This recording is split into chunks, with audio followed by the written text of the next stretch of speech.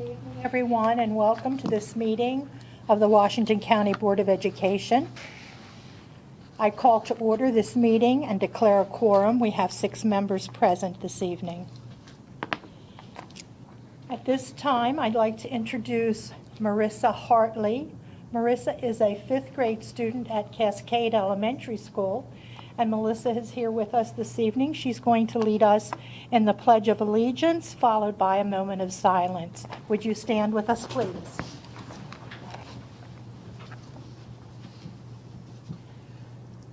I pledge allegiance to the flag of the United States of America and to the republic for which it stands, one nation, under God, indivisible, with liberty and justice for all.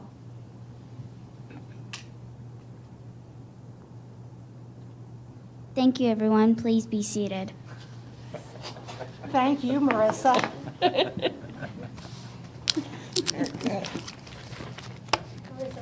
Wonderful to have you with us this evening. You have some folks with you that you would like to introduce to us this evening. I brought my dad, my mom, and my sister Ava. So we have Mr. and Mrs. Hartley and your sister Ava. Mm-hmm. And on the next row, who's that on the end there in the blue dress? Mrs. Winters, And Mrs. Winders is? the principal. She's Cascade's principal. And then we have Miss Brakel, that's the counselor. Mm-hmm. And then we have Miss Bowers that does lead teacher. Well, thank you all for being here in support of Marissa this evening. Marissa, as I said, it's so nice to have you with us. It's been a while since we've had students come in and lead us in the pledge, and you did a wonderful job. Marissa, would you like to tell us a little bit about your studies at Cascade? What are you enjoying there this year, 5th grade? Math. Math? Anything particular in math? I see raised hands in the back. Someone's cheering back there. Yay for the math curriculum. Anything in particular that you like No. about math? Just all of math? Yeah. Okay. Well, I'm a reader and I love to read. Do you like to read? Yeah. Do you have a favorite book or a favorite author? That's a hard one, isn't it? There's so many. Range and Time. I don't know the author. Uh-huh. Yeah. And are you involved in sports?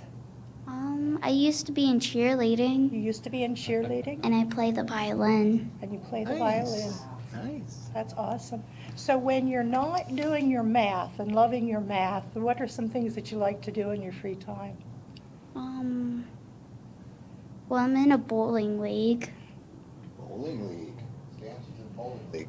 Duck pins, 10 pins? Regular. 10. Oh, okay. Mr. Stauffer's in a bowling league too, so. She's in a bowling league. Alfred uses the I didn't bumpers bowl though. this year. Okay. You get a lot of What'd she strikes. say?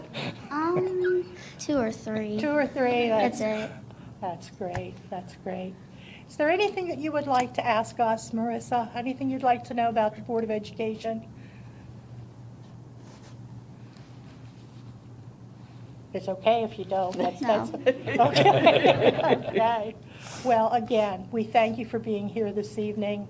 Mom, Dad, Ava, thank you for being here.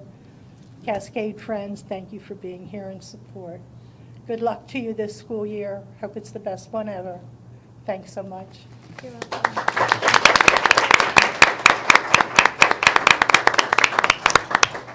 Glad it's over. Okay. It's time for approval of this evening's agenda. Is there a motion? So move. Thank you, Mrs. Stauffer. Is there a second? Second. Thank you, Dr. Zentmeyer. Any discussion of the agenda? All those in favor of approval? All right, we have 6 affirmative, and the student member concurs. We have an approved agenda. We'll move to approval of the minutes. Williams, I move for the approval of the closed session minutes dated Tuesday, September 6th, 2022. Thank you, Mrs. Murray. Is there a second? Second. Thank you, Dr. Zentmeyer. We have a motion to accept the closed session minutes dated September 6, 2022. All those in favor? Okay, we have 6 affirmative. Move for the approval of the business meeting minutes dated Tuesday, September 6th, 2022. Thank you, Mrs. Murray. Is there a second? Second. Thank you, Dr. Zentmeyer. Do we have any additions or corrections to the minutes of the business meeting dated September 6, 2022? And we'll move to the vote. All those in favor of approval of the minutes of the business meeting dated September 6, 2022? We have 6 affirmative, and the student member concurs, so we have 2 sets of approved minutes. Thank you all. This is the portion of our meeting where we have public comment. We have no one who has signed up in advance. In just a minute, I'll open the floor to anyone who wishes to come forward to speak during public comment. First, I'd like to read from Board Policy KD. This is from Section 3, Policy Statement. Letter A, number 1, each person wishing to address the Board of Education is encouraged but not required to sign up prior to the meeting and may address any topic concerning Washington County Public Schools except personnel or student matters which clearly identify an individual or individuals. Each speaker may speak for up to 5 minutes. Do we have anyone who would like to come forward to speak? I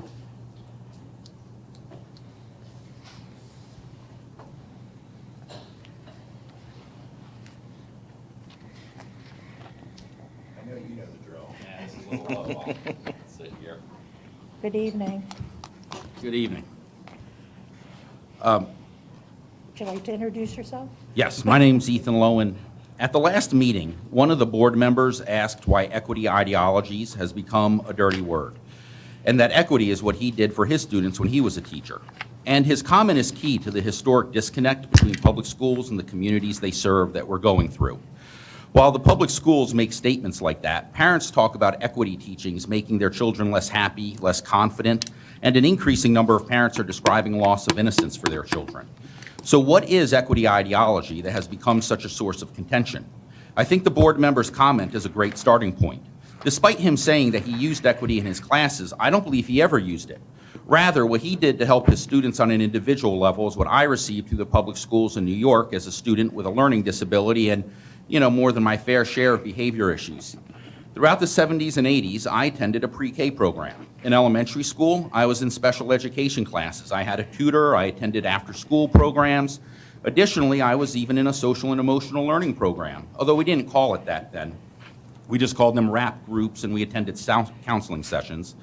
The programs this board is instituting now have been done in school districts such as New York, but also Baltimore, Boston, Washington, D.C., have all had versions of these programs for over 40 years. Most of the people who say they support equity ideologies mean that they support those programs. And it is true that the equity ideologists have attached their brand to those programs, similar to how McDonald's has attached its brand to being a special family experience. Now, fast forward from the 1980s to the 90s. That is when it became evident that the school districts using those programs for 20-plus years by that time had gaps in academic achievement that had stopped narrowing, despite the massive resources spent targeting those gaps through those programs. In response to that conundrum in 1996, equity ideology made its debut in the D.C. public schools. That year, D.C. public school staff announced that it was racist to hold African American students to the same standards of reading and writing as other children because African American children grew up speaking a type of slang called Ebonics, and it was unfair to ask them to achieve the same standards. When that hit the local news, there was an instant reaction of pure mockery thrown upon the D.C. schools. I was in D.C. in 1996, and I remember it well. After all, how are African American children using slang any different than the neighborhoods in New York City that I grew up in, each with their own slang? What about the hundreds of millions of immigrants that have come to America entering school speaking no English at all? The message from the D.C. community was clear. What is wrong with you? Picking out a group of children and telling them that they can't do what other children are doing. And as quickly as Ebonics came, it left. But that was the dawn of the age of equity ideology. And today's equity ideology isn't different from yesterday's Ebonics, except it doesn't put only African American children into a group. Now there are groups for every child, groups based on skin color, groups based on ethnicity. It also divides them by their interpretations of their future sexual activities. An example of that is in our state. Right here, if a student says that they identify as the opposite gender, the schools get to choose how much or how little information they give to parents. A school can choose to change a child's name and gender on school records from what the parents filled out without telling the parents. Those are some examples of schools making judgments about a child's sexuality. After children are put into groups, the groups are then divided into oppressed groups and privileged groups, they're told. The children categorized as oppressed are then held to lower expectations. The original example is Ebonics, but one of this year's standout examples comes from Chicago's public schools, where high school teachers can give grades determined by what's called a racial equity analysis tool. On the other end of the spectrum, groups categorized as privileged are taught to carry a degree of guilt about themselves, and they need to be what's called an ally to the oppressed groups. A recent example is last month, when the teachers union in Minnesota negotiated their contract to say the Caucasian teachers would be laid off before other teachers. And if a teacher has a problem with the racism in that contract, they are guilty of not being an ally. What teaching racism and bigotry in our schools also means is that we have stopped teaching children that what a person truly is based on the content of their character and the choices they make. We fought a Revolutionary War, we fought a Civil War, and we had a civil rights movement to ensure that those American ideals continue taking deeper root. But here are equity ideologists telling us to abandon the American experience in order to teach our children their list of social divisions. Therefore, the answer to the board member's question as to why equity is a dirty word is because it's the opposite of equality. It comes from a spiteful view of the world, and it's destroying America's trust in our public schools. Thank you for your time.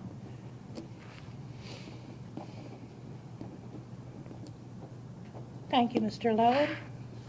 This time we'll have board member response to public comment. Colleagues?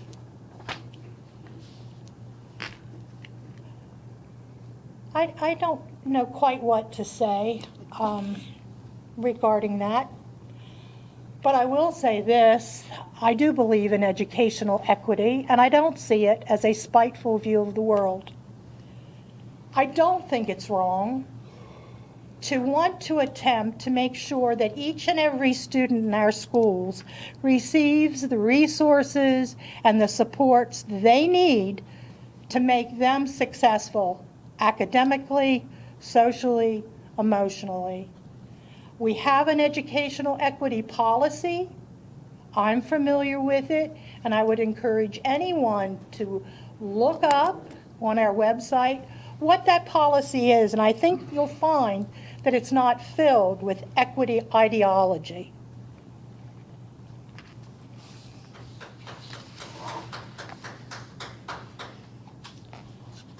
Colleagues, anyone else have anything they'd like to say? We'll move to old business. Our first action item is the second reading of proposed changes to policy BHD, Board of Education member compensation and expenses. Good evening, President Williams, Dr. Savine, members of the board. The Board of Education approved the first reading of the proposed changes to policy BHD at its public business meeting on September 6, 2022. Following the board's approval, the policy committee posted a notice on board docs and the school system's website seeking public comment on the proposed changes. The committee did not receive any comments and is now recommending the board approve the second reading of proposed changes to policy BHD. Thank you, Mrs. Ram. Is there a motion? Madam President, I move to approve the second reading of proposed changes to policy BHD entitled Board of Education Member Compensation and Expenses. Thank you, Mr. Bickford. Is there a second? Second. Thank you, Mr. Stauffer. I heard you first. Do we have any questions for Mrs. Ram? Any discussion of the policy, BHD?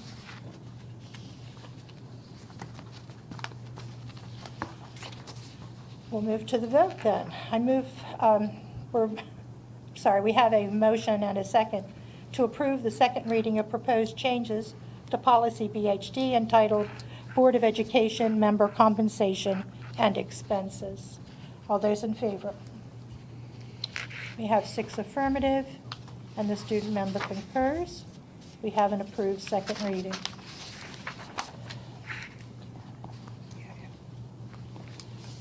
Our next action item is the second reading of proposed changes to policy IKF, graduation requirements, and the rescission of policy IKFA, high school diploma, World War II, Korean conflict, or Vietnam conflict veterans. The Board of Education approved the first reading of the proposed changes to policy IKF and the rescission of policy IKFA at its public business meeting on September 6, 2022. Following the board's approval, the policy committee placed a notice on board docs and the school system's website seeking public comment on the proposed changes. The committee did not receive any comments and is now recommending the board approve the second reading of proposed changes to policy IKF and the rescission of policy IKFA. Thank you, Mrs. Ram. Is there a motion, please? Madam President, I move to approve the second reading of proposed changes to policy IKF entitled Graduation Requirements and the rescission of policy IKFA entitled High School Diploma, World War II, Korean Conflict, or Vietnam Conflict Veterans. Thank you, Mr. Bickford. Is there a second? Second. Thank you, Dr. Zentmeyer. Do we have any questions or any discussion regarding this action? I know last time, Daryl, you, and I just want to reiterate that we are not getting rid of even though we're rescinding that policy, we're moving, we're moving the language so we will still continue to honor the policy of World War II, Korean conflict, or Vietnam conflict veterans. Yeah, and Vietnam was the last conflict where you could get into the armed forces without a high school diploma. When they made it all volunteer, you got to have the diploma. They don't take you. Okay, so we have a motion and a second to approve the second reading of the proposed changes to policy IKF entitled Graduation Requirements and the rescission of policy IKFA entitled High School Diploma, World War II, Korean Conflict, or Vietnam Conflict Veterans. All those in favor? Okay, we have 6 affirmative. Student member concurs, so we have an approved second reading. Our third action item under old business is the second reading of proposed changes to policy JHCD, administering medicines to students. The Board of Education approved the first reading of proposed changes to policy JHCD at its public business meeting on August 2, 2022. The policy committee placed a notice on board docs and the school system's website following the approval seeking comments on the proposed changes. The committee received comments and discussed the comments at its public work session on September 13, 2022. The committee made minor changes to the language of the policy as a result of that discussion. However, the changes provide clarification and do not change the intent of the policy. The committee is now recommending the Board of Education approve the second reading of proposed changes to policy JHCD. Thank you, Mrs. Ram. Is there a motion? Madam President, I move to approve the second reading of proposed changes to policy JHCD entitled Administering Medicines to Students. Bickford, is there a second? Second. Thank you, Mrs. Murray. Any discussion, any questions? All right, then we'll move to the vote. We're voting to approve the second reading of proposed changes to policy JHCD entitled Administering Medicines to Students. All those in favor?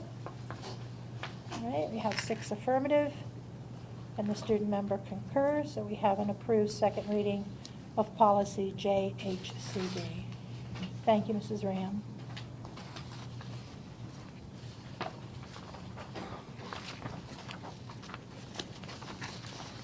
We'll move to new business. Our first item of new business this evening is the consent agenda. We have our supervisor of purchasing, Mr. Scott Bachtel, presenting. Good evening. Good evening, President Williams, members of the board, Dr. Sovine. Tonight I have, one item for your review. The Purchasing Review Committee has reviewed this item and it is being recommended for approval, and staff is available if you have any additional questions. Thank you, Mr. Bachtel. Is there a motion? Madam President, I move to approve the purchase for fleet vehicles to Chastang Ford at a total cost of $121,260. Thank you, Mr. Bachtel. Is there a second? Second. Thank you, Mr. Stauffer. Any questions? Any comments? So I do have a question. So, I mean, if we have a rusted out vehicle, obviously we need to get rid of it. We can't use it. That makes sense. And the one that was, what was it, 2002, I think it said it was, it had a little bit less than 60,000 miles on it, and I guess it was done in last year. So 19 years, it had a little more than 3,000 miles per year. Is there really a need to replace it at that point? Wouldn't it be a little cheaper to rent a vehicle for the next 20 years? I wonder the need for a vehicle after 20,000 or 20 years and only 60,000 miles. I can probably assist with some background. That particular vehicle was in our food service fleet, and so we don't prepare food in every kitchen. So we prepare in mostly middle and high schools and then ship to elementary schools. In a lot of cases, those vans really are running just around the corner, but they run every day. Okay. So I don't think a lease model is going to work in that option. And, you know, staff is not thrilled with the pricing, but it's a bit of a nature of where the market is right now with vehicles. And I am afraid that if we let ourselves go much longer, we're going to see more of our fleet rusted out. Scott and I looked at it today, 21%, I believe, of our fleet is 16 years or older of vans, trucks, and cars. And so while the market is not great for vehicles, it's hard to find. The pricing is high. But at the same time, we've got an aging fleet, and if we wait too long, we end up with too many more vehicles in that rusted out position, and then we're going to have a cramp on the operation. So we're trying to stay ahead of that, but not by as many as we think we really need at this time. That makes sense. Like I said, it seems like when on the surface, it looks like it's not being used every day, 3,000 miles. I mean, that's less than a drive to church on Sunday morning, you know? So I'm happy at least it's being used. If it's being used every day, then you're right. I understand a lease wouldn't really make sense. And a good example might be, you know, a van at Western Heights that runs to Marshall Street. Yeah. Yeah, what is that? 0.4 of a mile one way. Yeah. So it doesn't take, it needs to be there, but it really doesn't get a lot of miles. Right. Okay. Thank you. And you were correct. It was about 21% that is 15 years or older in our fleet currently. Right. So. Okay. Any other questions? All right, then we will move to the vote. We're voting on the consent agenda, which is the purchase of fleet vehicles to Chastain Ford at a total cost of $121,260. All those in favor?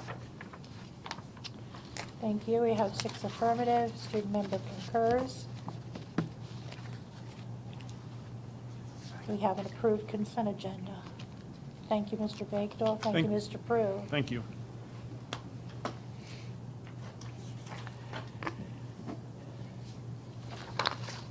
Our next agenda item under new business is the approval of the state and local fiscal year 2024 capital improvement program, fondly known as the CIP plan.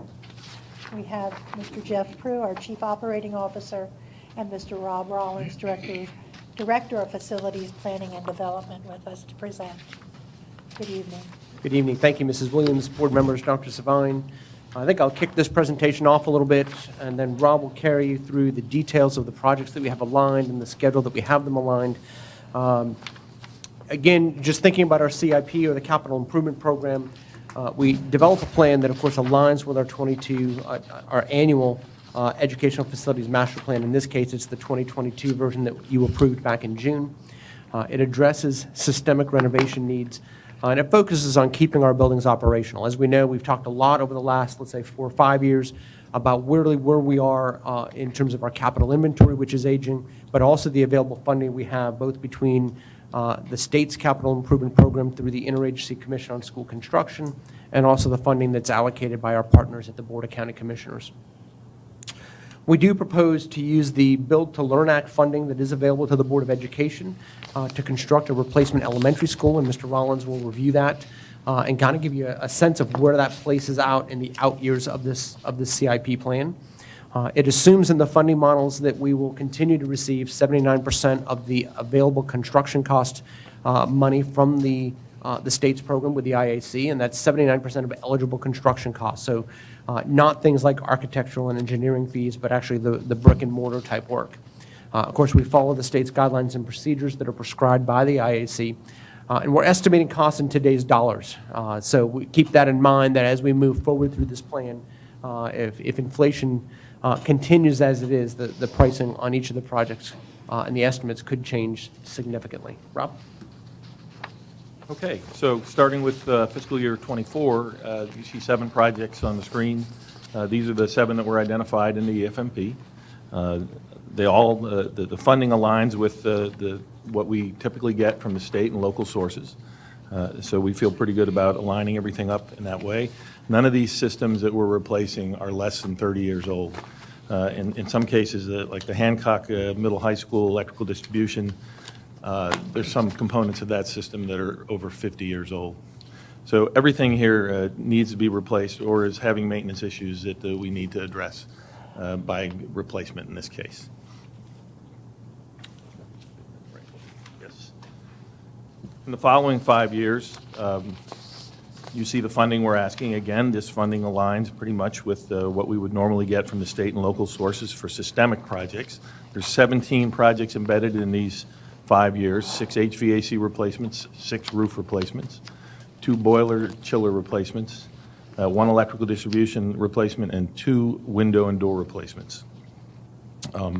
Again, these projects, though, are subject to change. If funding changes or the condition of some component of a school changes, we may change the projects that we're looking at doing right now.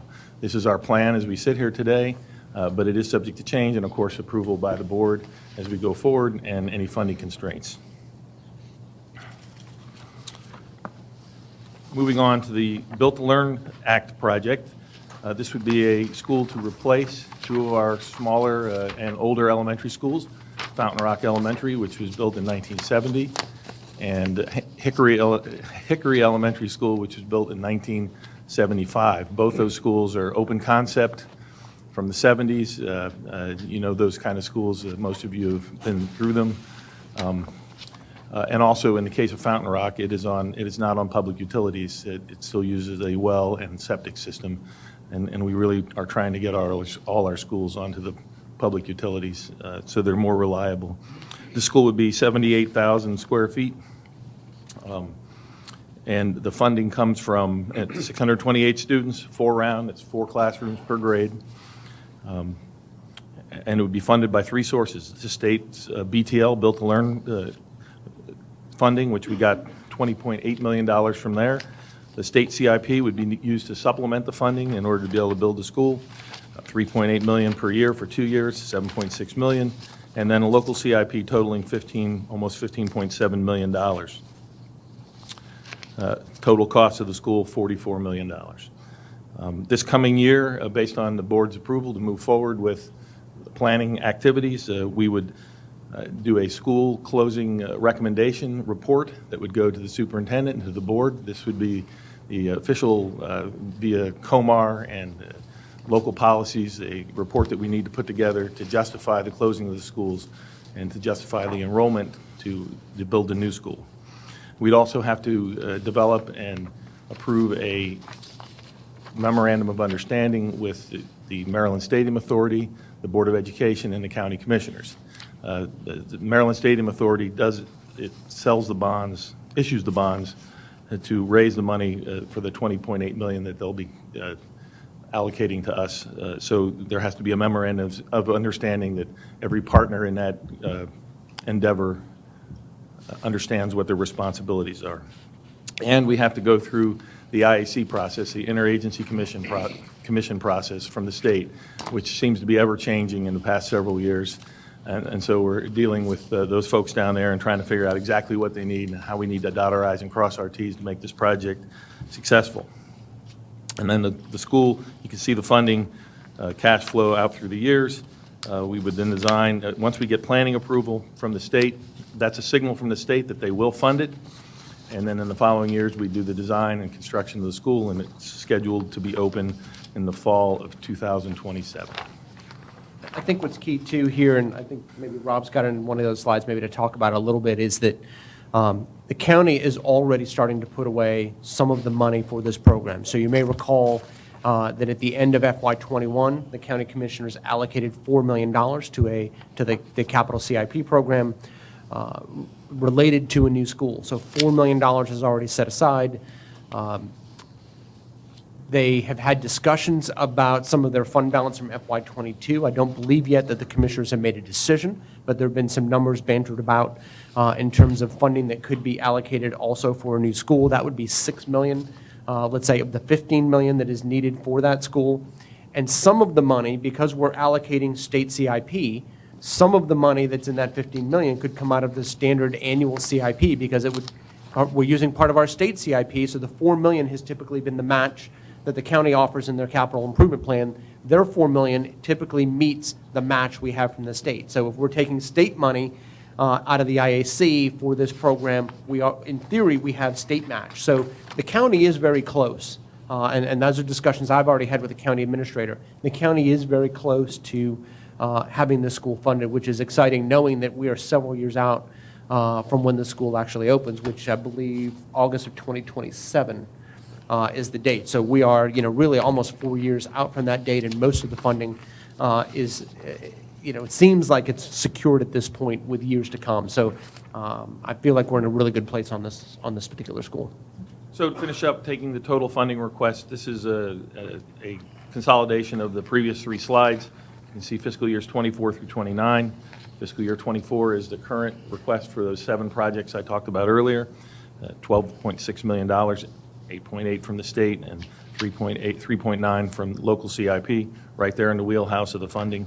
The following years are as shown and show the building of the school combined with the systemic projects that we are hoping to get funding for. If you look at the totals, the $37 million over 6 years averages about $6.2 million a year. This is on the local CIP. Right now, the county funds us at around $4 million. So we're looking for an additional $2.2 million a year of those 6 years, about $13.2 million on average, in total, I'm sorry. As Jeff just stated, they've already set aside $4 million of that. So we're looking for another 9.2 from the county over those 6 years. So it's about $1.5 million a year. We're trying to be as reasonable as we can in order to make all this work. And I think we've done a good job of that. Again, on the state side, you take the $58 million and over 6 years, and that's about 9.7 per year. Again, it's slightly above what the state normally gives us, but I think it's a reasonable request. And the state in past years has always bent toward, if you have a large project coming through, they increase your allocations a little bit. So I think we have a really good chance of getting all this funding, and we're hopeful for it. For this year, we're right in where we need to be in order with the funding we have normally from the state and local sources. I think the other question, perhaps that we could answer for board members and maybe for the community members at home, the matter in front of you tonight is approval of a plan to submit to our funding partners, both at the Board of County Commissioners and also down to the state, to MSDE, and also to the Interagency Commission on School Construction for their consideration and their funding. Your approval tonight does not mean that the Board of Education is committed to any of the projects that we have put in front of you. If the funding doesn't come through from our partner agencies, the board is out nothing at this point. So I think that's, while it's a big number, you look there, it's $116 million over the next 6 years. Your approval tonight is only approval of a plan and not approval of funding a particular project. Thank you, gentlemen. Is there a motion? Madam President, I move to approve the state and local FY 2024 Capital Improvement Program Plan. Thank you, Mr. Bickford. Is there a second? Second. Thank you, Mrs. Murray. Do we have any questions, any discussion before we move to the vote? Jeff knows I have a couple questions, so. I have come to expect it. I'm ready, I think. I appreciate it. Hopefully I'm not too annoying with them. But so I guess my question is, if let's just say we go and approve this now and we find that we don't really like the way, as a board, I say we, find that we don't really like the way that some of the quotes look, or it's not quite what we expect, and we turn it down. How does some of that state BTL money look? Would that affect it or anything like that? So and catch me if I misspeak, the state BTL money has a 10-year shelf life. We're already 3-4 years into that shelf life. So at some point, we need to move on on those projects that we would utilize BTL funding on, or risk losing that funding, or having it be reallocated to other school agencies. And the IAC, has been asking us regularly, what are we doing, what are we planning, because a lot of school systems have already identified projects, and we've been a little slower in that process, trying to be a little bit more methodical about how we're doing it, but we also don't want to lose the time value of money on that project as well. Because 20.8 million was worth more 2 years ago than it is today, so there is a risk of pushing that out. We always have the opportunity on bid day, when those bids are opened, to deny all bids and relook at our projects and decide, could we redesign them, could we value engineer, and go back out to bid. So that's always an opportunity, and the funding usually is available to us, usually longer. For instance, we're asking for FY24 funding from both the state and the county government. We typically don't even get into a design phase until we know that money is committed from both the IAC and the commissioners. So during the early parts of '24, we'll be designing projects that will be bid usually towards the latter half of '24 to begin usually when school closes at the end of the school year in June. And usually that work is done June, end of '24, July, August, into '25. So we're always usually at least 12 months and falling into the next year. That money with the IAC is usually good for 2 or 3 fiscal years beyond when it's allocated. So we have a window to work with, similar to the current Western Heights roof that I think was FY22 or FY21 allocation that we're going to be using at the tail end of '23, early part of '24. So we have some flexibility. Mr. Prue, you mentioned BTL, and that's an acronym, and we know that stands for Built to Learn, and that is a result of some legislation that happened during the last legislature session. Could you explain what that Built to Learn money means to a school system like Washington County's, why these additional funds through Built to Learn are critical for us to access and use in the best way possible? Absolutely. So the Built to Learn Act was legislation 2020 legislative session, perhaps? 20 or 21. Yeah, seems like it was yesterday, but something tells me it probably wasn't. It was a $2 billion investment by the state to invest in school infrastructure. I think the state realizes that while we talk a lot about the local investment in capital improvement, I think the state also recognizes that their investment in capital improvement has not kept pace with current pricing.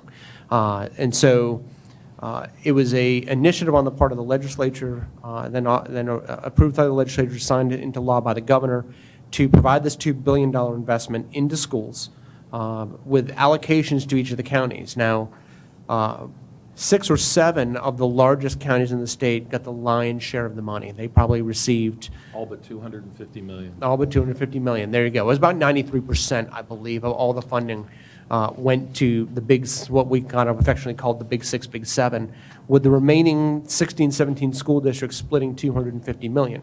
Of the grouping, Washington County was the second or third largest school system, and the money was predominantly allocated based on percentage of enrollment to the remaining pool. So $20.8 million has been allocated to Washington County. That's significant when we consider that our typical allocation from the IAC is about $8.5 million, and the county is $4 million. So this money is almost 2 full years worth of capital improvement money.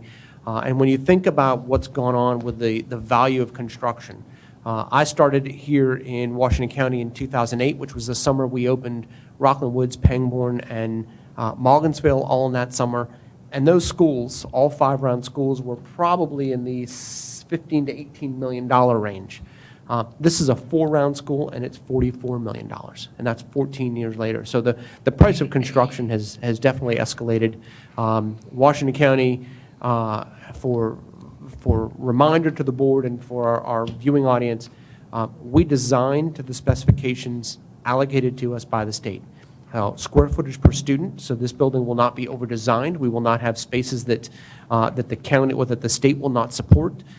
We also designed to the cost allocation per square foot. There's an allocation formula based on square footage and based on dollars per square foot that you can construct to that the state will support. We do that specifically to make sure that we don't ask for more or utilize more than really what the state will participate in, because anything we do beyond that has to fall on county government. And so we try to keep the reins off of county government, try to be good stewards of our local tax dollars. And of course, they're all our tax dollars, whether it's coming from state or local. So we try very hard, and as a good example, when we opened Sharpsburg in 2020, we came in under budget. So I think our team does a really nice job of designing great buildings, great learning opportunities for students, buildings that look good, but also try to really take the value of the taxpayer dollars that were being allocated. Thank you, Mr. Pruitt. Any other questions? Mr. So Sullivan? what happens if we start down this road, and I notice in 2027 that the local share of the CIP, not only for the new school, but the $3 million for the systemic projects, right? Under that $10 million. What if they come up and they say, well, you know, we've got the $3 million for the systemic projects, but we don't have the $7 million for the new school, and we're already constructing the new school. What do we do then? Or have I oversimplified or not understood something? Well, we would hope to get a commitment from the funding authorities that they'll fund the school all the way through the end of construction. It rarely happens that somebody, once they start, won't fund it till it's constructed. If they did, yeah, we'd have to stop construction. It'd be as simple as that. And then we'd have a monument out there on our front lawn to the lack of funding from the local government. So. And I think 2027 is a good example of a what could happen example. So, you know, typically, as I mentioned, you know, our allocation is about $8.5 million from the state. So in 2027, you're looking at an allocation that potentially is $3.3 million higher than what is our normal allocation. As Rob indicated, often when you have a large project, especially in a smaller school system like ours, the IAC will often allocate a little bit more during the construction of that project because they also don't want to see you stop other projects at the same time. However, if they were to fund only at the normal $8.5 million, $3.3 million less, and likely in systemic projects, gets done that year that then get pushed to a future year. So we just kind of push the program down the side. But with that $3.3 million reduction in state funding, you have a corresponding reduction in local funding that would be, give or take, $750,000 or $1 million, which would lower the allocation from the county. The other piece to this is some of the money built into this schedule is also money that the county is starting to put aside. So I heard that. that's a year where potentially the money that's already been put aside is used in a year like 2027 when the lift is higher than what the county normally allocates. That's the hope, is that over the next several years, that the county can, a little bit at a time, put that money aside. And potentially we develop a program like that where they can put some money aside out of fund balance to continue working on a capital improvement program where we can do more schools in this manner. I like your optimism. Anything else? Okay, colleagues, we'll have Mr. Bickford's motion, Mrs. Murray's second, to approve the state and local fiscal year 2024 capital improvement plan, capital improvement program plan. All those in favor? All right, we have 6 affirmative, and the student member concurs. We have an approved plan. Thank you. Thank you. Thank you.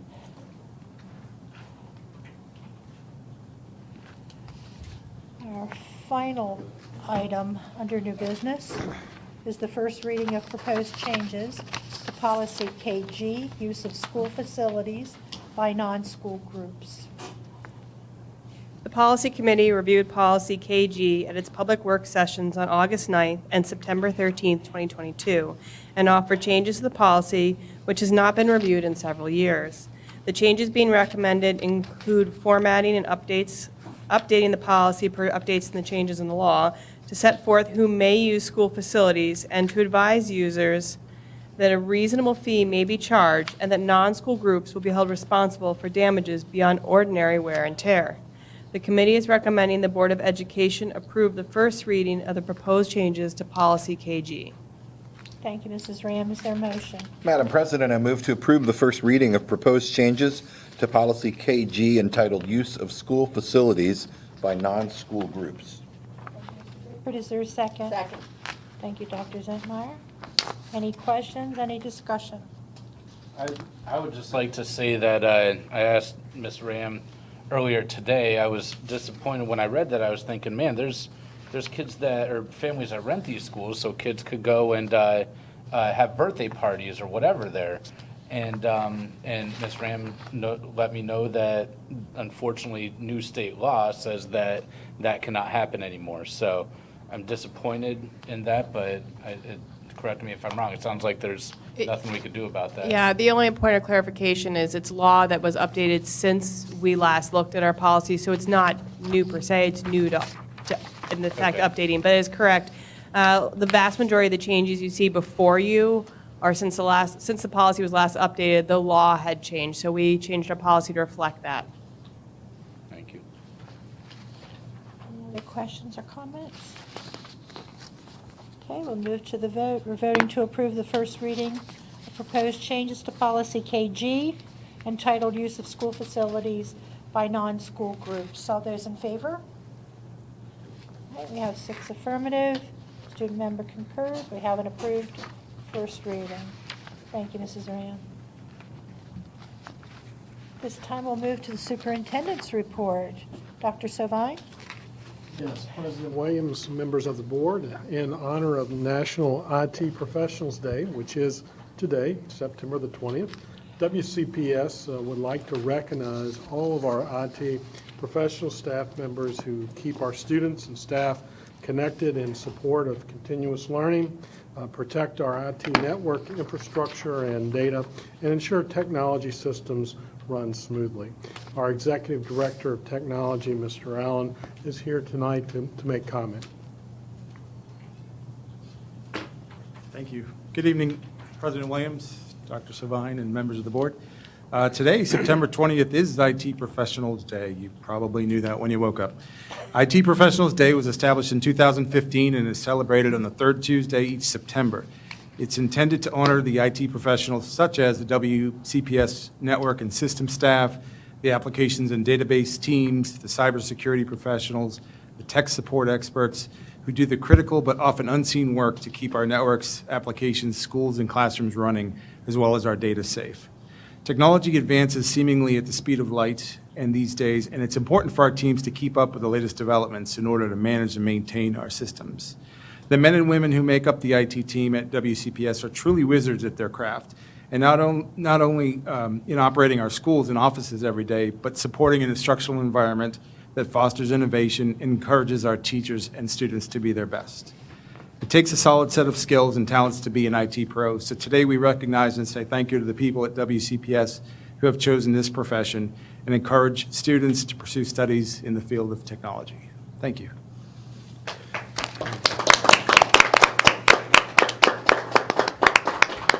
Thank you, Mr. Allen. We certainly extend our appreciation to all of our IT professionals.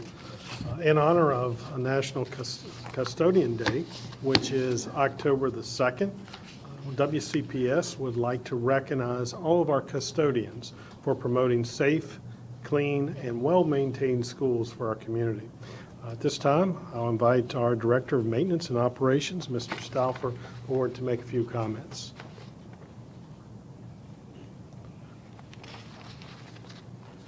Good evening, President Williams, members of the board, Dr. Sovine. National Custodial Workers Recognition Day is on Sunday, October 2nd. It falls on October 2nd every year, so it changes days throughout as it progresses. The origins of this unofficial holiday are unknown. However, it's meant to encourage appreciation for people that keep our buildings running smoothly. Custodial work can be a tireless and thankless job, leading to custodians being overlooked and not getting the recognition they deserve. A little point of information here. The word custodian comes from the Latin word custos, which translates as guardian. So in the schools, most of the time the custodians work behind the scenes, but we do have some custodians that are very visible. They are visible to the students they serve. They greet them when the buses arrive. They assist them in the cafeteria. They even cheer them on at school sporting events. So custodians are usually the first people to arrive in the morning and the last people to leave in the evenings. They are responsible for making sure our schools are safe, clean, and ready to welcome students for the day. Think about all of our after-hours school events that you've attended. For every dance, band concert, sporting event, and community event held on WCPS property, a custodian is there. Not only are they there to help during and after the events, but many times they help prepare for the events. Their role is diverse, and they do so much more than just clean. They also perform building maintenance. Without them, buildings would fall into disarray. People wouldn't be able to do their jobs, and students wouldn't have a good, safe, and clean learning environment. If custodians were to disappear, we'd notice a difference overnight. The National Custodial Workers Recognition Day is a chance to address the importance of this position. So what can we do to show our appreciation? Our custodians' primary responsibility is to make sure the schools are safe and inviting for the children. As adults, we should not leave a mess that adds to their job. When you visit your restrooms and notice they are clean and well-stocked, remember to thank the custodian. And use social media to express your thanks for a job well done. We could ask students to create cards to give to the custodians to show appreciation. And small tokens of appreciation go a long way, such as a thank you, a smile, a brief, how are you doing today? So for all this, I say thank you. So join me in saying thank you to our custodial team, not only on October 2nd, but often throughout the year. Thanks to each and every one of our custodians.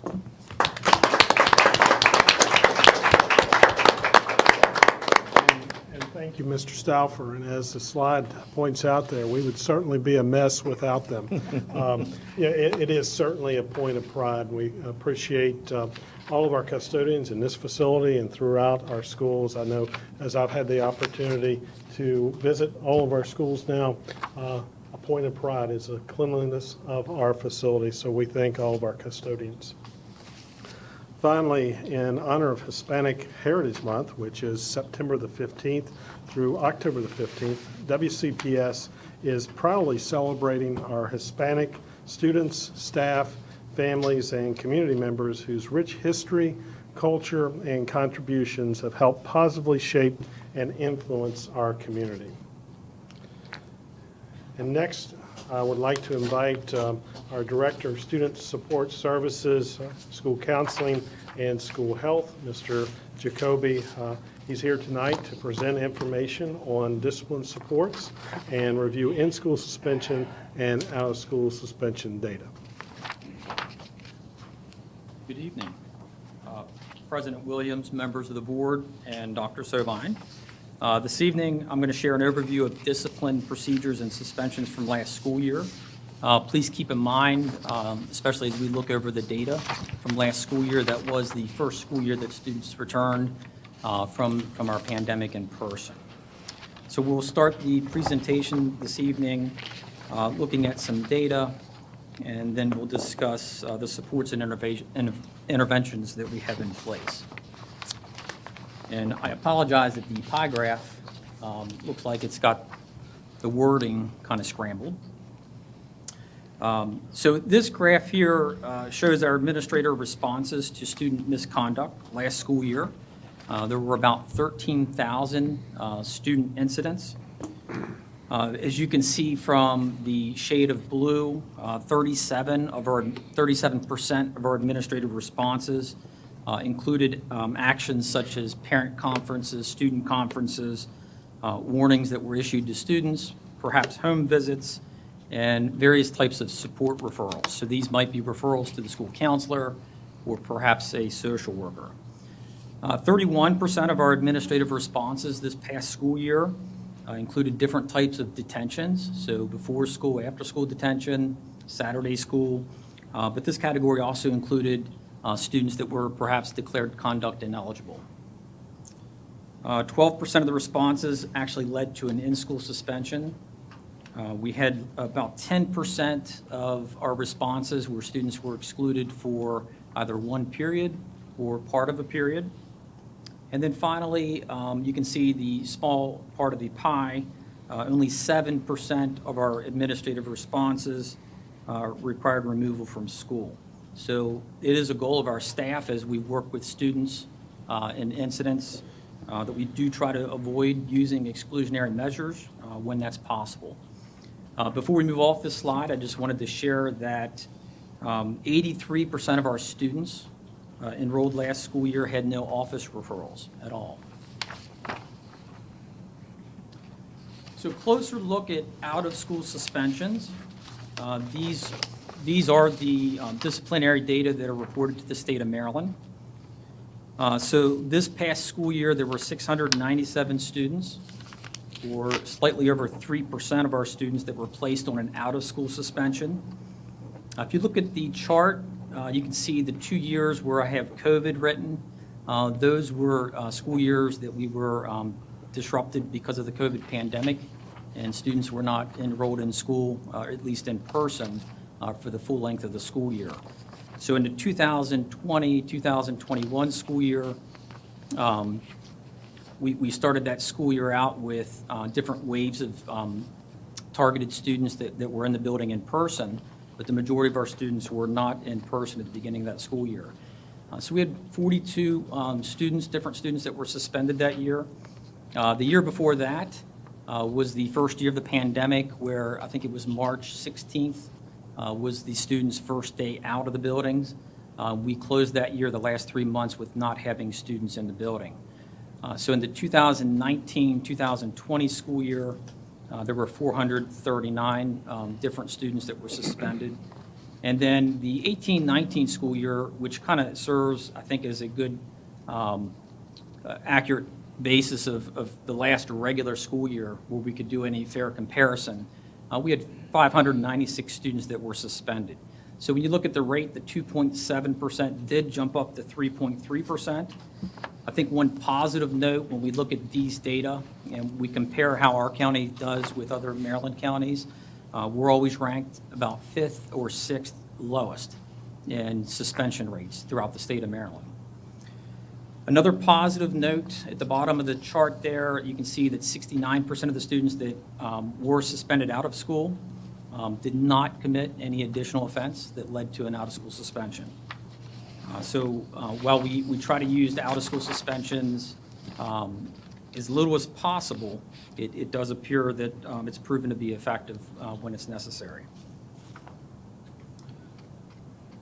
Closer look at in-school suspensions. This is the other type of disciplinary data that is shared with the Maryland State Department of Education. This is a very similar story to the out-of-school suspension data that we looked at. There was an uptick when you compare this past school year to our last regular school year in 2018-2019. Traditionally, our administrators have relied more heavily on assignments of in-school suspension as to avoid excluding the students from school. Again, at the bottom, you can see that 62% of the students that were assigned to in-school suspension did not commit an additional offense that led to a second assignment of in-school suspension. So we're pleased with that as well. So our county has always used a tiered system of supports to both prevent, but also to respond to student behavioral needs. And so this picture is probably very familiar to you. This is a universal picture that's used throughout the country. I'm going to touch base on each of the tiers in the coming slides, but the purpose of this graphic is really just to demonstrate that our Tier 1 supports at the bottom in green, those are provided to all of our students in the district. Tier 2 supports that we'll talk about here in a few minutes are provided to just some of our students that need extra supports and interventions. And then the Tier 3 category at the top that's in red Those are what we consider our intense supports. And that's the much smaller subgroup of students that require that level of intensity. So Tier 1, which is primarily focused on prevention measures. The first thing that our teachers do and that our schools do is really establish clear behavioral expectations. So we do this different ways each year. This is communicated in our district handbook. Most of our schools also have their school-level handbooks. They have class meetings with students throughout the school year to describe and communicate to students what the expectations are. Classroom management, our teachers establish a sound classroom management plan within their classrooms. As you know, 25% of our teachers' evaluation is based on having effective classroom management. So that starts with establishing effective relationships with students, establishing routines in the classroom, and communicating the expectations with students. Counselor lessons. Our counselors are providing monthly lessons that are focused on social skills, managing emotions, and coping skills with our students. School-wide positive behavior systems are present in all of our schools. Specifically at the middle school level, all of our middle schools are PBIS trained. Currently, 20 of 25 of our elementary schools are PBIS trained. The 5 that are not currently trained are going to be receiving the training this summer. We have 2 high schools that are PBIS trained, and then the rest of our high schools are utilizing a good standing program. Our schools all have school climate teams that meet on a regular basis. Sometimes this is a branch off of the school improvement team, maybe a subcommittee of the school improvement team, but those teams review data from the students, and they discuss strategies to put in place to create healthier environments. School health services are available in all of our schools. We have a contract with Meritus Medical Center, and we provide health service staff in every one of our schools. And then the last category here that's prevention is staff professional development. So there's an incredible amount of professional development that occurs from multiple departments, not only during the school year, but also in the summer. Some of this would be, as examples, professional development specifically to effective Tier 1 instruction, PD on Domain 2, classroom environment. We provide training to staff, teachers, and administrators on crisis prevention, how to design behavior intervention plans, and also professional development on the impact of trauma on youth. Looking at our Tier 2 supports, again, these are interventions that are not provided to all students, but to the students that have an identified need. So we do have student support teams in all of our schools. They do meet on a regular basis, and they can talk about concerns with parents and with students in regards to academics, behavior concerns, and also attendance concerns. Our staff and our parents, if the need is there, they can work together to create behavior intervention plans for our students. These plans include strengths of the students. They also include challenging behaviors. They identify clear preventative measures that our staff should be utilizing to prevent escalation of behaviors. And they also identify that in the event that the behaviors are apparent, how to respond to those types of behaviors. We have different types of restorative approaches that are out in our buildings. These include conflict resolution sessions. So if we have 2 students that are in conflict, whether it's a verbal or physical conflict, we have staff in our building that are trained to provide conflict resolution sessions for students. We have mediation. At the high school level, we have peer mediation, as long as the students have been trained. And also under restorative approaches is our PBIS programming.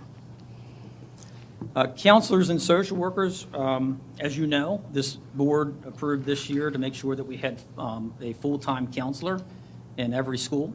And so we have counselors in every school to support students, and every school also has access to the support of a social worker. Currently, we have 70 counselors that are employed with us and 27 social workers. Student assistance program. So every school has individuals within their building that are trained. They have trained SAP teams. So in the event that we have a student that is struggling with a substance abuse issue, there is a procedure in place for staff to kind of respond to that, notify the parent, and get that youth immediate assistance. We have threat assessment and safety plans in our toolkit. So we do have a clear procedure for staff to follow to evaluate threats. If they're deemed to be substantive, then our school psychologists or social workers are involved with evaluating the specific threat, and we develop safety plans.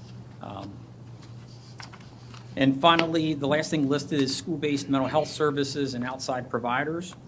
So we do have grant-funded services in all of our schools through 4 different providers. We also currently have MOUs in place with at least 26 providers in our community that actually come into the schools, and they provide mental health and therapeutic services to students while they're in the building. Tier 3 supports interventions. Again, you remember that diagram, this is the top of the pyramid, colored in red. Very few students need this level of support, but we do have it available for students if the need is there. So we have Antietam Academy, which provides support and services to students in grades 6 through 12. Antietam Academy has smaller classes. Every student has goals that are identified from start to finish in order to transition them back to their comprehensive school. And the design behind Antietam Academy is that it's a short-term placement. So there are different pathways for students to be assigned to Antietam Academy. We have the school-based pathway. We have extended suspension expulsion pathway. Students through the DIEP meeting can be have some time spent at Antietam Academy to provide them with extra support.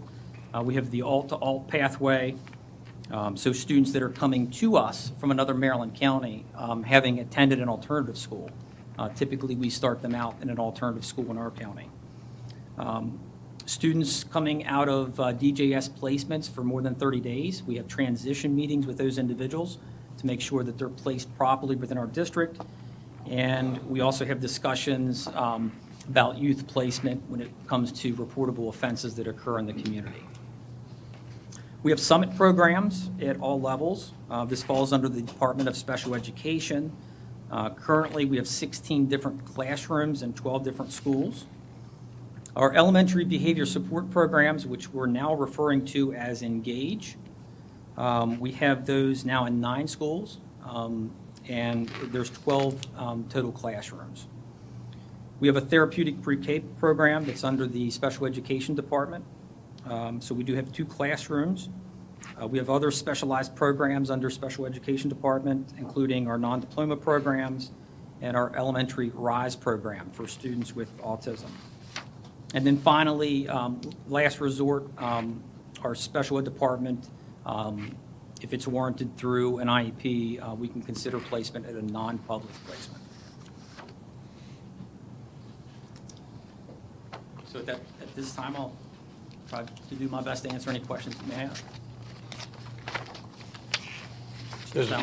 Would it be possible to, and maybe it already exists, maybe I've seen it and I've forgotten about it, so if I have, I apologize, but a breakdown of the in-school suspensions and out-of-school suspensions for various schools and so forth, a school-by-school analysis of that?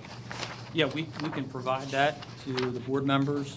That is, we look at that level of data and we have conversations with our schools. There's been a lot of professional development, especially within the last year and a half, with our school teams and our school administrators, looking at their data, not just the number of out-of-school suspensions, but also looking at whether or not there's any disproportionality within their data. Yes. Mr. Evans? So I was looking at, just some quick math, and I did it in 2 seconds, so I could be wrong, but I was looking at the in-school suspension list there, and roughly 1,100 different students had in-school suspension. 62% did not commit additional offenses, which means 38% of 1127 is a little bit less than 430 students out of the whole entire school system. And I guess this is more of a statement than a question. My concern is that when we hear about some of the concerns we had from last year, and again, I know that, when we did what we did to the kids, leaving them out of school and stunning some of that social emotional growth, we really set ourselves up for a lot of these problems. But my concern is that here we are, about 430 students are the ones creating multiple offenses, more than likely the ones that we're getting some of these complaints about, that, that schools aren't safe or whatever it may be. And I understand that, like you said, that it's never ideal to remove a kid from the learning environment, like suspension or whatever. But at some point, we also have to worry about the other 98% of students who are doing the right thing and are there to learn.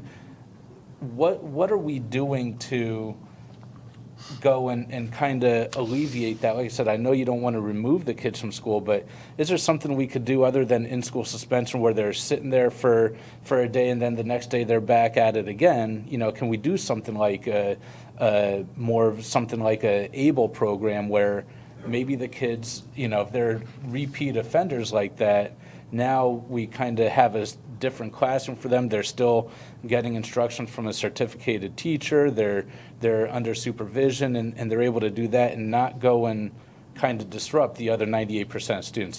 Does that make sense? Yeah, and I think that's something that we have had some serious conversations about, as far as creating perhaps some blended options within our comprehensive schools. Increasing that toolkit for how to manage students that in person they're often disruptive. So we have had conversations. I think we'll continue to have conversations about what that might look like, not only in a comprehensive school, but also in an alternative school. I do know that there are alternative schools in the state of Maryland that primarily function as virtual schools. So they either initially have the students in the virtual alternative school program, and then they transition them to the in-person alternative school program before the students return to the comprehensive high school.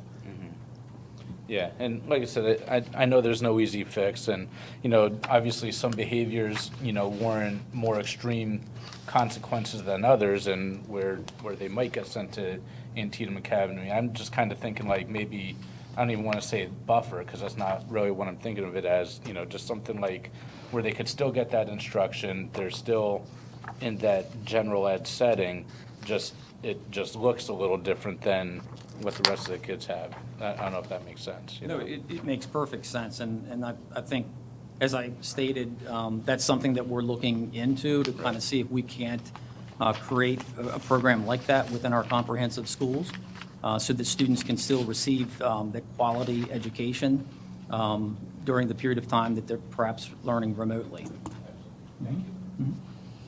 Director Jacoby, what do we have that we need more of, and what don't we have that we need in terms of tiered supports and interventions? So as you know, we've been expanding our elementary behavior support programs. The board funded that 2 years ago. And initially, when we started out, we had 6 of those programs in 6 different schools. We've been able to expand that to 9. So we're pleased with that, but we still know and recognize that there's a need out there at some of our other elementary schools that have similar programs. We commend the board for providing our additional school counselors this school year to make sure that we had a full-time counselor in every school. But we still have some areas or pockets where the counselor-student ratio is a bit high, that we want to continue to kind of look at and see what we can do in those circumstances. Administratively, I think that we've allocated additional staffing to certain schools to try to provide some additional support at select schools that are having unique challenges. So we've kind of done that as well. So,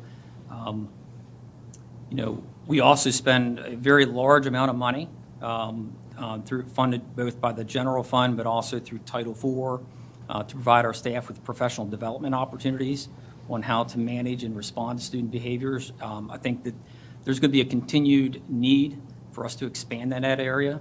When we're looking at our Title IV funding, we're recognizing that we're probably going to have to expand the amount of monies that we're allocating for our professional development. So internally, we're having those conversations often and trying to figure out how we can meet the needs that are out there in the schools. Thank you. Thank you. Dr. Zentler? I know it's probably too early to even get a snapshot of what Antietam's new modified schedule is succeeding in doing, but we'll certainly look forward to hearing back about that, too. It looks on paper like a pretty grand plan. Yeah, the four-day school week with, on Wednesday, the staff is engaged with spending, I think, the morning out in our comprehensive schools, having conversations with staff members, but also checking in on our students, making sure that they're the ones that have transitioned back are finding success, but also having conversations with students that are struggling in our comprehensive schools and trying to figure out how to prevent them from having to spend any time at Antietam Academy.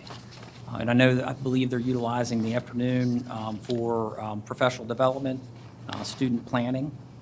So either myself or Dr. Wilcox can provide an update on that in the near future.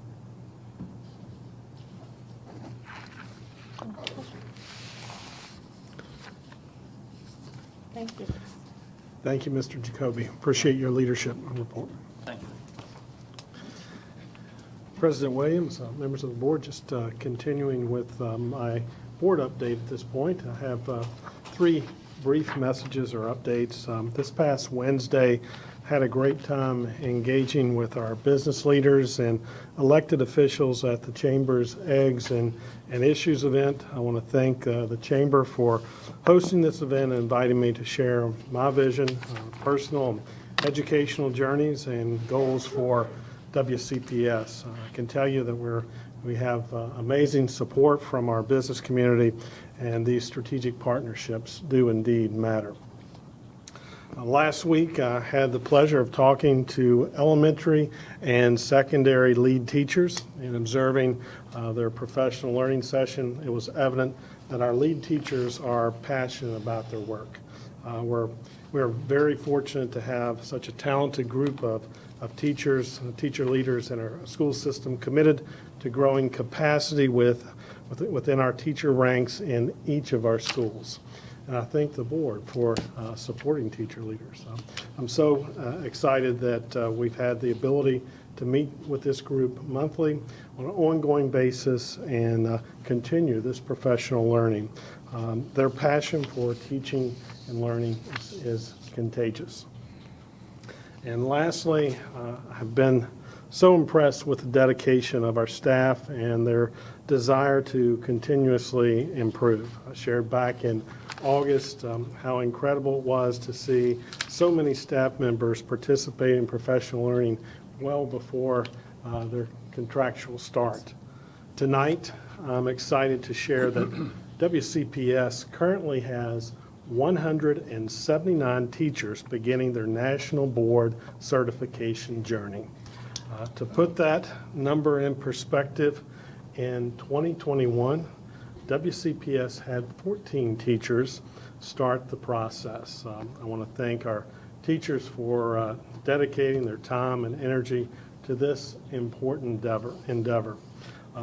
It takes a lot of support to help staff complete the National Board Certification Journey. And I want to thank the Division of Curriculum Instruction and the current National Board Certified teachers who are serving as facilitators for this process. Without your support, their candidates or these candidates would have to complete the process on their own.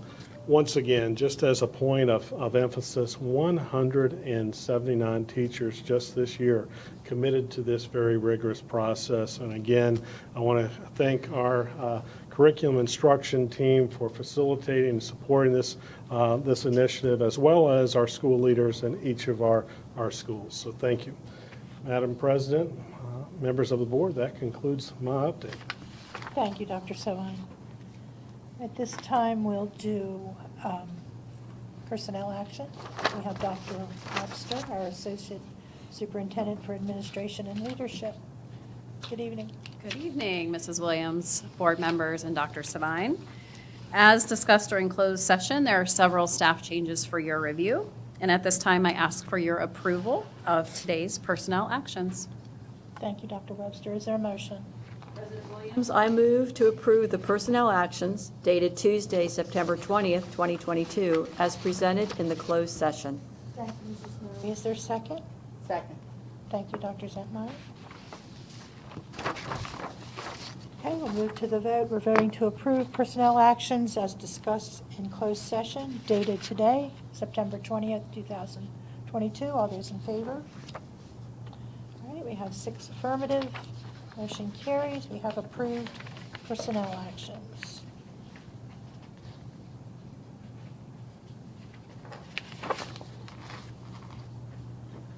All right, next on our agenda, we have reports to the board. We will begin with board member committee reports. And Ms. Cruz, because I almost forgot you last meeting, how about we start down there with you? Well, I got to go back to South High this past week to have a Board of Student Leaders committee meeting, Board of Student Leaders meeting. And it was kind of more of a team bonding thing, but I really enjoyed this year's Board of Student Leaders. And we're getting ready to plan our first General Assembly, which will be October 6th. So that's what we're doing right now. Washington County Association of Student Councils is active and ready to start the year. Great. Okay. Mrs. Murray, would you like to go with Human Resources? Yes, the next HR meeting will be Tuesday, November 22nd at 9 a.m. in the board conference room. Thank you, Mrs. Murray. Mr. Bickford, Policy Review and Development Committee? Yes, we're meeting Tuesday, October 11th at 2 p.m. On the agenda is Policy JC, which is permission to attend out-of-home school attendance area. Policy BCAD, student member policy, also reviewing policies about restraint and seclusion. Thank you, Mr. Bickford. Mr. Evans, Finance Committee? Nothing new at this time. All righty, thank you. Dr. Zentmeyer, Curriculum and Instruction. Stan, Linda, May, and I visited Williamsport High School this month to experience CTE education firsthand, and it was awesome. You want to drive big trucks? We have a program for you.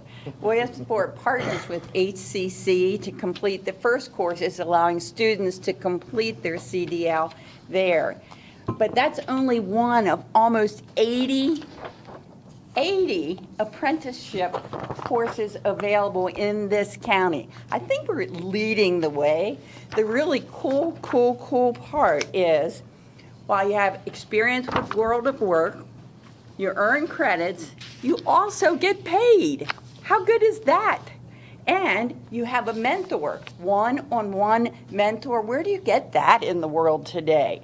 So thanks to Principal Scott Knoll, Assistant Principal Adam Perry, CTE Advisor, Supervisor James Ailshire.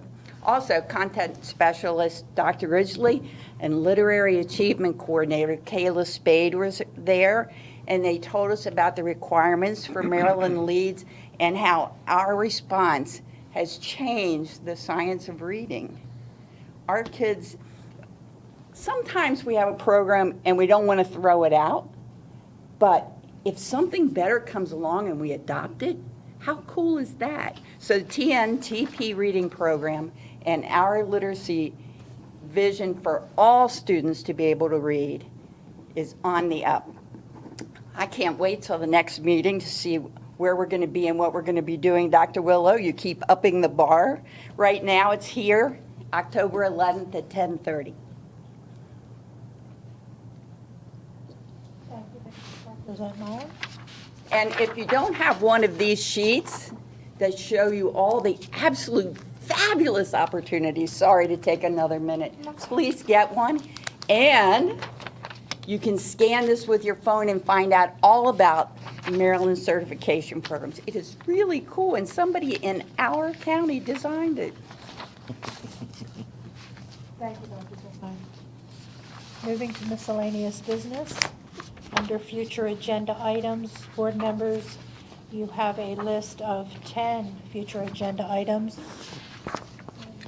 beginning with October 4th and going through our November 1st meeting. Included in that list are 3 work sessions, 1 work session on board norms and communication processes, 1 on legislative priorities for the 2023 legislative session, and 1 work session involves our board and the Maryland State Board of Education. So I won't read the entire list, but should you have other agenda items that you would like to see at a future meeting, please let a member of the Agenda Planning Committee know so we can take care of that for you. Also, under miscellaneous business, I have an announcement that I would like to read dealing with board advisory committees.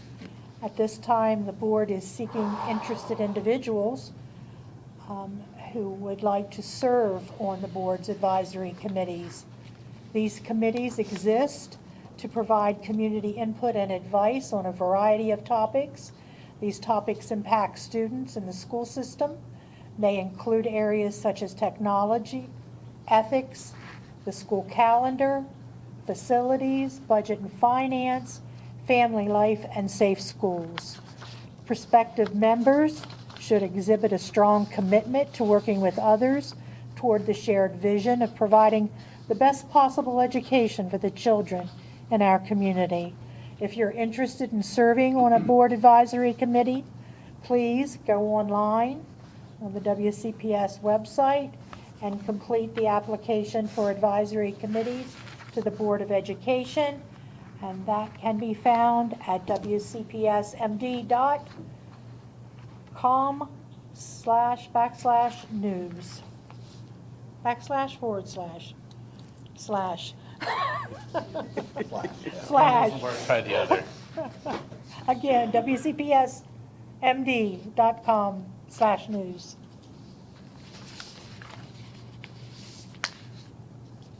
That's it for miscellaneous business. At this time, we'll have board member comments. Dr. Zentmeyer, would you like to begin? Of course. I can remember advising my students that listening is more than waiting for your turn to talk. Teaching active listening is more challenging than ever, but an even bigger challenge is finding quiet. The think tank of the soul, according to Gordon Hempton. He did a research project and compiled the list of the most quiet places in the U.S. According to him, there are only 12 places left that are quiet for 15 minutes. Blaise Pascal observed, the sole cause of man's unhappiness is that he does not know how to stay quiet in his room. I can attest my grandchildren are right there in that category. And that was in the 17th century. Can you imagine? That was way before the constant distractions of TV, screens, cell phones. Interestingly, a psychologist in Manhattan found that students assigned to the side of the building that had an elevated railway station were 11 months behind their counterparts on the quieter side of the building.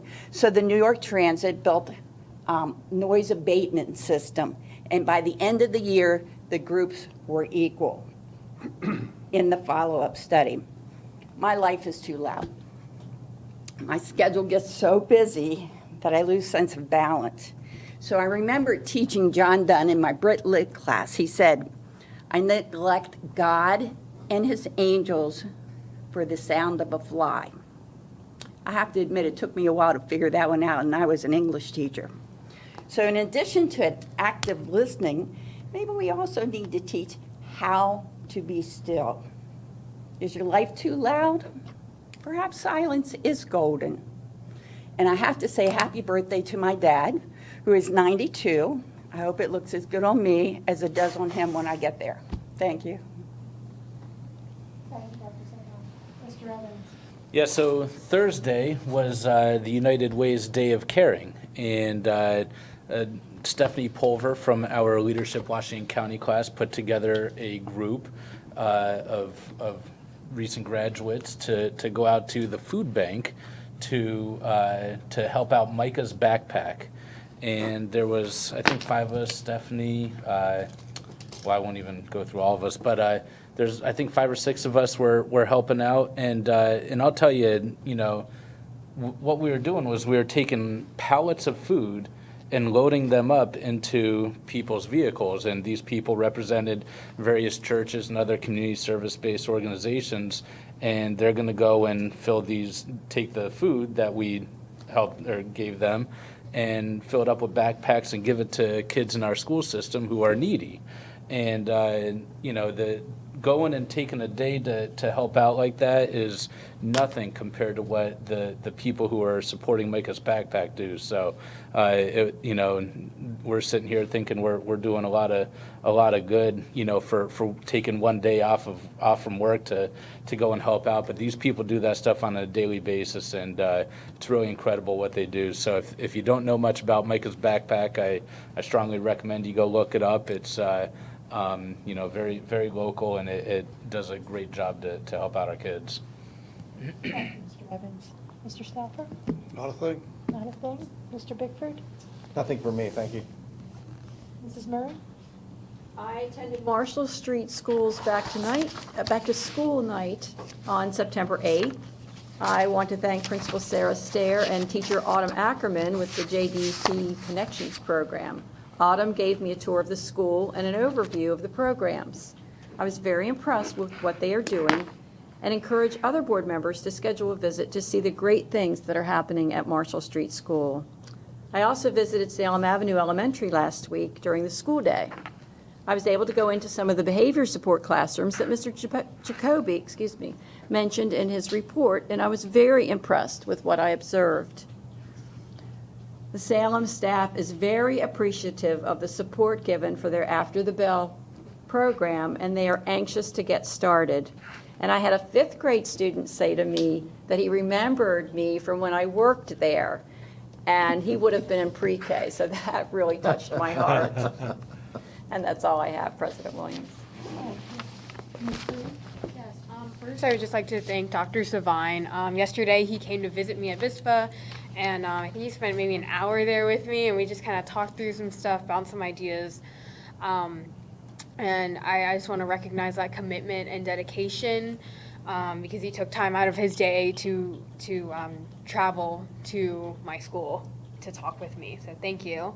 And second, I just want to let you all know that I know this is very late notice, but Barbara Ingram, School for the Arts, has a concert tomorrow evening at 7 p.m. in the Maryland Theater. Tickets are $5. We have our wind ensemble playing, we have our orchestra playing, and we have our jazz band playing. And I play flute, so I'm not in the jazz band, but I absolutely love our jazz band, and I had to listen to them every day. So if you're not doing anything at 7 p.m. tomorrow evening, there's a BISPA concert. There's jazz flute, right? I wish. Thank you, Ms. Cruz. Last week, I attended my final MABE Board of Directors meeting. For the past 3 years, I've been serving on the MABE Board of Directors, and the maximum allowed by the organization's bylaws is 3 years. So it was a wonderful opportunity for me. I was honored and privileged to serve as a member of that board. I've learned so much, and I would encourage my colleagues, if your life isn't loud enough, put your name forward and volunteer to be nominated to serve on that board of directors. We have coming up the first week in October, the MABE annual conference, and I'm really looking forward to that. And at that time, the new board members will be sworn in. So I'm looking forward to seeing that new board and the good things that they'll do for the organization. Dr. Savine, do you have anything that you'd like to say in closing before we adjourn? I do. I want to take this moment just to thank Ms. Cruz. She is just a wonderful addition to this board, and as a student representative, as she mentioned, had the pleasure to talk with her, and boy, is she talented and bright and has some wonderful ideas for promoting additional student leadership, and we look forward to supporting her through this year. I'm glad you mentioned the MABE conference. I believe she has plans to attend and participate in that October conference. So just really appreciate your engagement and for your advocacy and adding student voice to this board. Thank you. Anything further? Then we stand adjourned. Thank you.